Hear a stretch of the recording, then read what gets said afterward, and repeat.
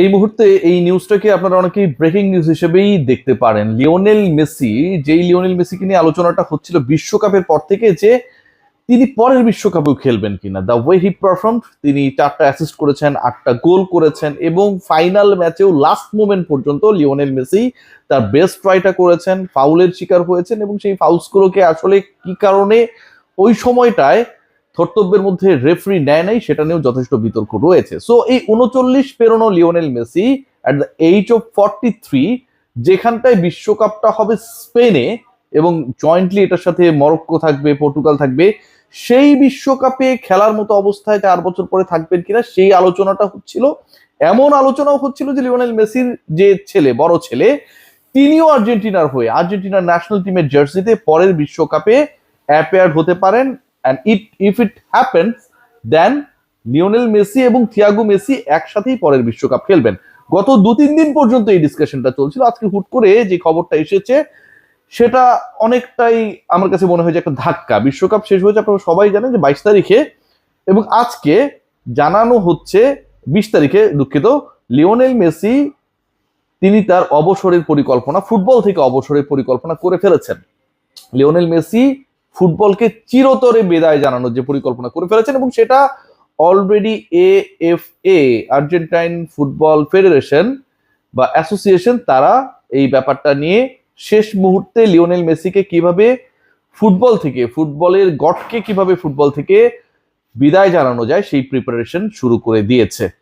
So আমার কাছে মনে হয় যে এই নিউজটা হুট করে আসাটা একটা সেটব্যাক। মানে লিওনেল মেসি অবসর নিতে চান, সেটা তিনি তো বিশ্বকাপের শেষেই নিতে পারতেন। বিশ্বকাপের শেষে আমরা দেখেছি যে কয়েকটা গণমাধ্যমেও কিছু ইন্টারভিউ এসেছে যেখানটায় লিওনেল মেসি তার স্ট্যান্স ক্লিয়ার করেছেন, দল ভালো খেলে নাই, ইয়ামালকে নিয়ে তিনি অনেক বেশি সন্তুষ্ট, অনেক ধরনের ডিসকাশন আমরা পেয়েছি ইভেন আর্জেন্টাইন টিম ম্যানেজমেন্টের পক্ষ থেকেও। কিন্তু লিওনেল মেসি অবসরের সিদ্ধান্ত সহসা জানাচ্ছেন, এইরকম প্রেডিকশন কারোর মধ্যে ছিল না।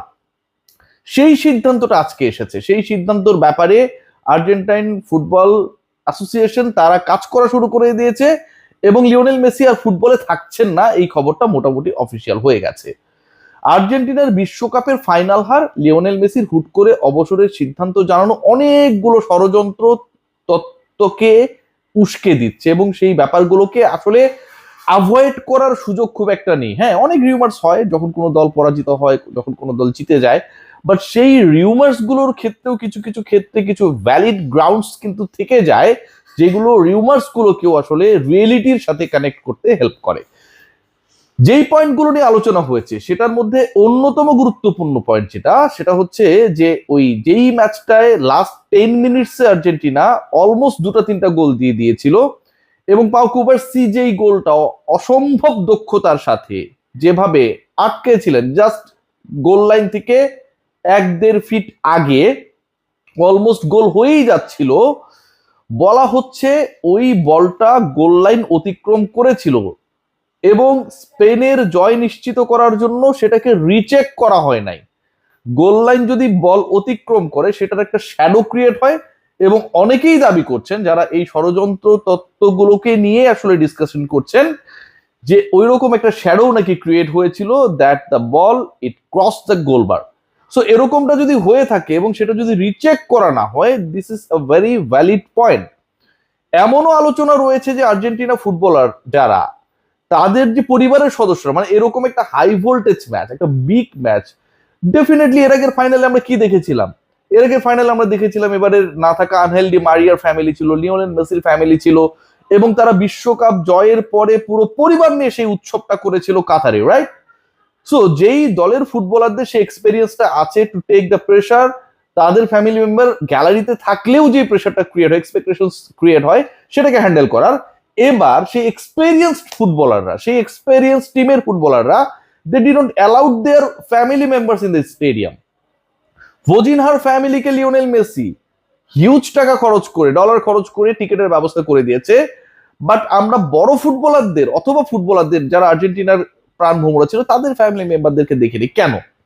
বলা হচ্ছে যে দেয়ার ওয়ার সাম থ্রেটস, যে ফ্যামিলি মেম্বাররা যেন মাঠে না যায় অথবা আর্জেন্টিনা যেতে গেলে তাদের পরিবারের উপরে, এগুলো সবগুলোই কিন্তু রিউমার্স, এখন পর্যন্ত কোনোটাই প্রমাণিত না, বড় ধরনের নাশকতা হতে পারে, এই যে ব্যাপারগুলো। এবং যখন ওই ড্রেসিং রুম থেকে গ্রিন রুম থেকে বের হয়ে টানেল পেরিয়ে যখন মাঠে আসছিল আর্জেন্টিনা দল, ওই সময়টায় লিওনেল মেসি যেভাবে দলের সদস্যদের সাথে কথা বলছিলেন, শান্ত হতে বলছিলেন, তার মানে আপনি যখন বলবেন যে মানে শান্ত হও, হ্যাঁ ঠান্ডা হও, হোয়াট ডাজ ইট মিন?